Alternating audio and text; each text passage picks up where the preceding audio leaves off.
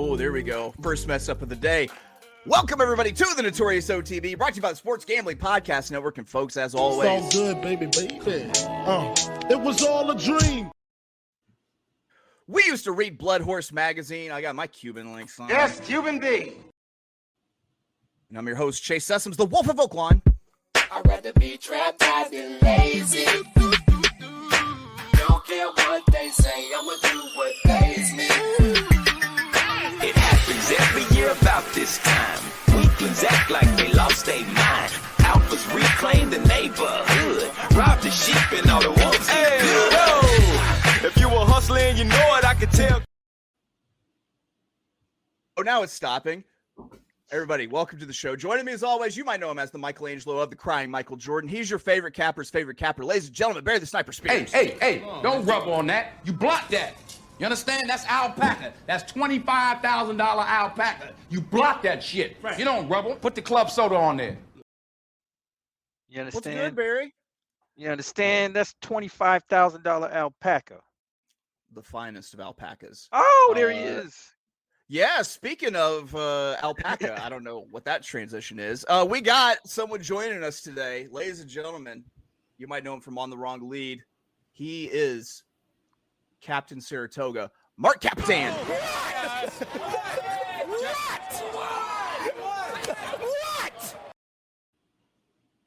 How's it going, guys? How's it going? Sorry, I had somebody pop in my office and needed me to sign something real quick. So, oh, come on, it's not that. Is it that bad? No, This is my Matt Carruthers. Oh, is that the Matt Carruthers? Oh, okay, got it. Sorry, left hanging. I got to ask Kitten this trivia question once of how long do you think you left Matt Carruthers hanging on that high five? And no matter what his answer was, it was going to be, that is incorrect. The answer is not long enough. So, let's go ahead. Let's recap yesterday. Barry had his long shot run fourth. Mine was a late scratch. Great. That's fun. But hopefully we got some picks that don't scratch today because it's Travers week. So, of course, our focus is on the goings on at Saratoga this week. Today, Barry, Mark, and I have picked out our very best bets on the Saratoga Wednesday card. These can be high odds plays. These can be high confidence plays, or possibly a little bit of both. So let's go ahead and get some past performances pulled up. Sure.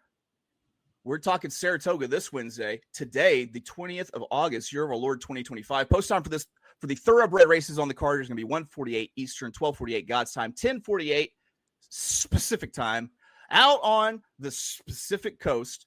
Just real quick, guys, what did you think of this card? That's pretty good. Yeah, it's a pretty good card. Oh, go ahead. I was gonna say for Wednesday. I mean, the Wednesday cards this meet have not been so good. This is probably the better one, and I think it's because of the maiden races that are in here. Those are pretty decent, and the latter half of the card is okay too. Yeah, I agree with what Barry said. These Wednesday cards have not been the best all meet.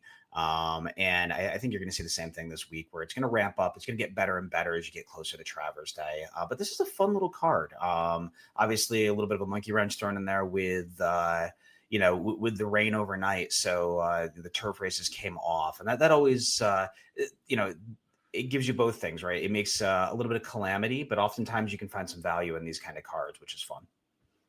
It's true. Well, Barry, you are kicking us off today in race 4. What you got going, Barry? Race 4, 32,000 optional claim. We're going 6 furlongs on the dirt. Yeah, this is a nice little, or like I should say, like the typical race you would see at Saratoga on a weekday. An optional claimer, $25,000 start allowance. This is like New York's bread and butter, really. And these horses are kind of hard knockers. We've seen a lot of them. There's a 9-year-old in here, an 8-year-old in here. So these are pros. And usually it's pretty good racing. I ended up going with number 4, Barksdale. I think this horse is lone speed. I know you might see some horses in this race with some ones like Amundsen or even Stewie. But at least from what I'm seeing, it looks like Barksdale is the speed of the speed and is faster than those other two horses that may show some speed. And with Acoustic Ave being 9-5 on the rail, definitely a bet against for me. So we're going to go with Barksdale, actually, who has a nice little bullet on August 12th in preparation for this. So that kind of seals the deal with Irad, Will Walden. They really don't team up much, but when they do, they win.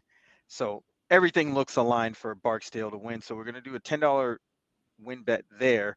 And I'm actually looking up to see if any of the horses are scratched in my double, and it doesn't look like it yet. So we're going to also do a $10 double with Barksdale, singling Barksdale, and then race 5, which is a maiden special weight for state breds, going a mile. I was state raised. You think I'm scared to catch a case? Want some bullshit?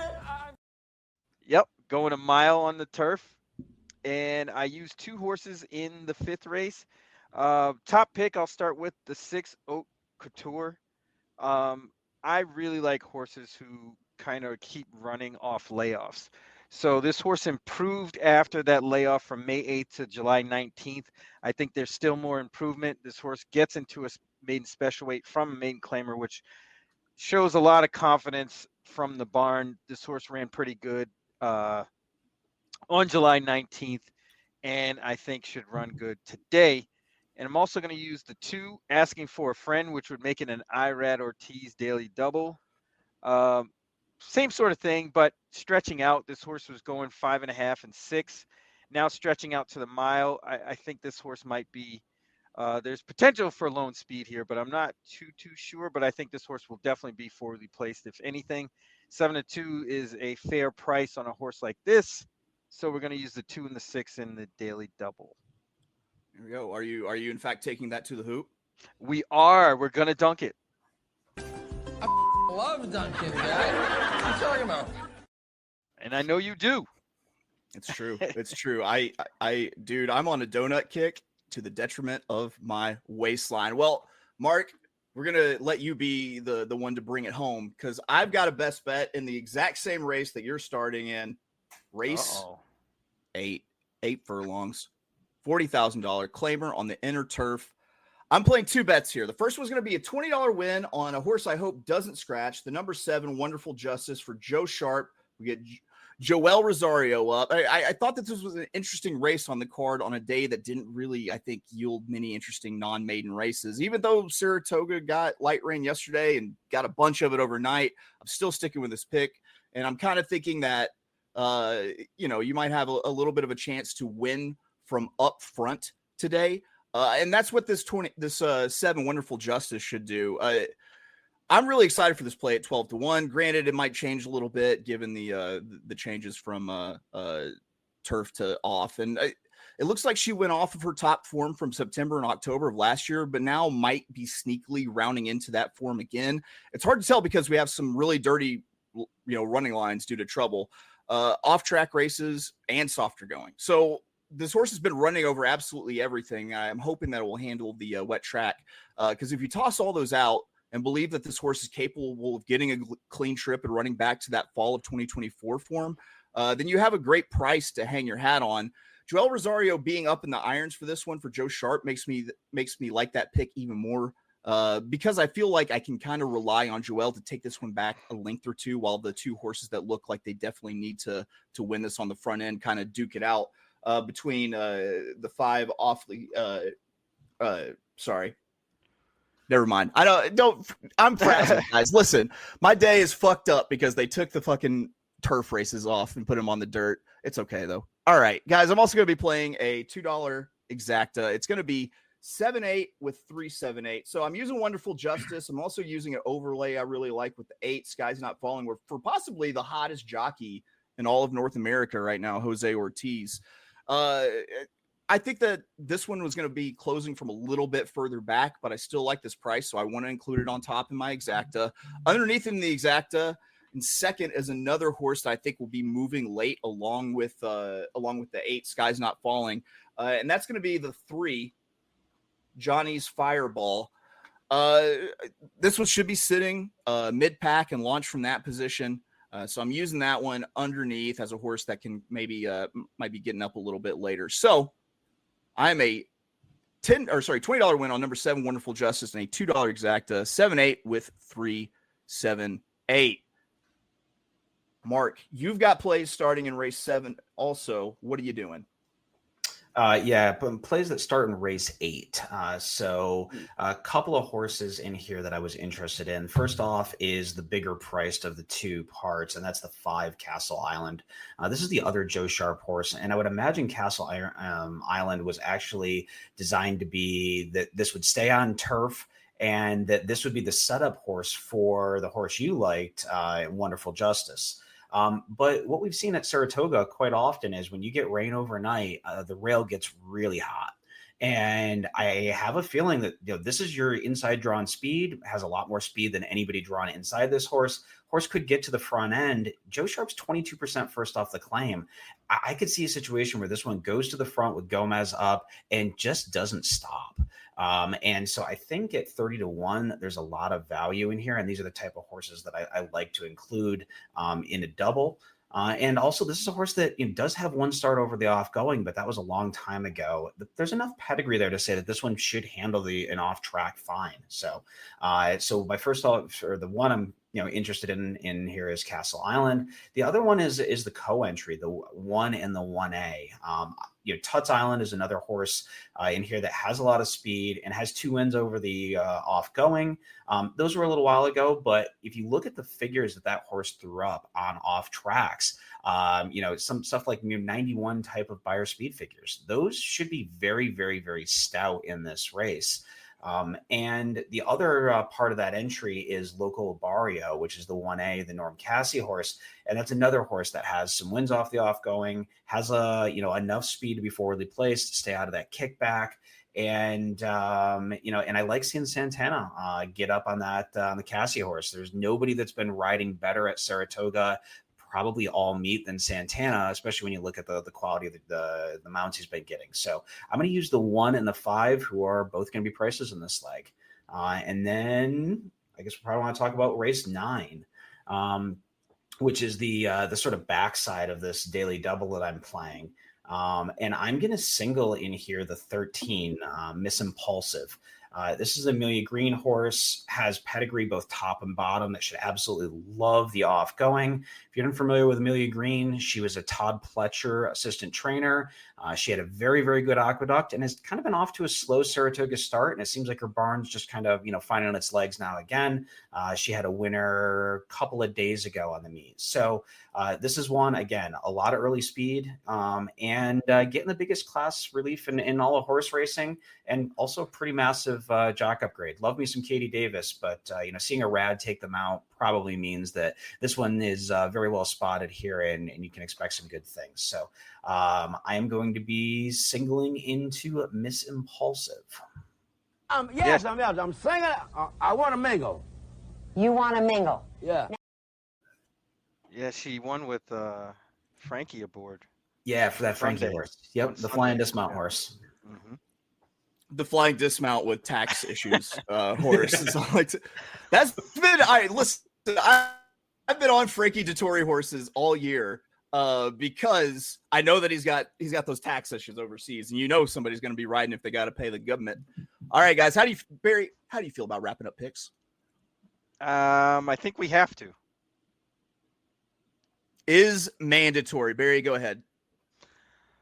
All right, so I have race 4, $10 win bet on number 4 Bartsdale, and a $10 daily double number 4 with 2 and 6 in race 5 to the hoop. Let's cash it. Stand in line after you bet. That's right. Stand in line until. Oh, I got to find the clip. Why is it so hard today? Never mind. We're moving on. All right. By Wednesday, Saratoga best bets come out of race 8, $20 win on number 7, and a $2 exacta 7-8 with a 3-7-8, and probably my favorite picks graphic here. Go ahead, Mark. Yeah, race at 8 and 9. $5 daily double, 1-5 over the 13.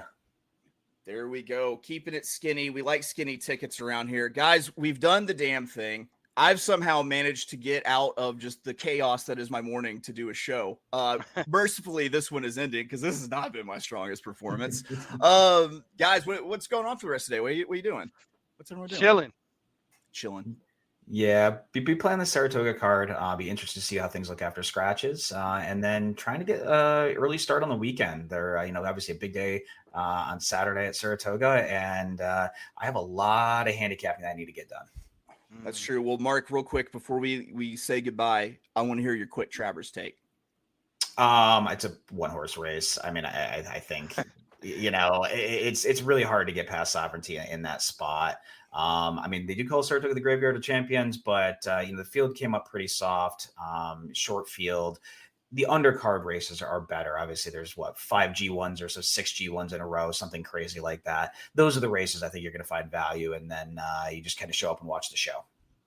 Yeah, I kind of feel that way about Sovereignty also. Doesn't mean I'm going to end up betting Sovereignty, but we'll see. We'll see. I might try to boom the dynamite by using a horse other than Sovereignty in some daily doubles or something. But hey, listen, I've been trying to beat Sovereignty for like 5 months now. At some point, it's going to happen. All right, guys, that's it for us here at the Notorious OTB, brought to you by the Sports Gambling Podcast Network. We're back tomorrow with the Thursday big show.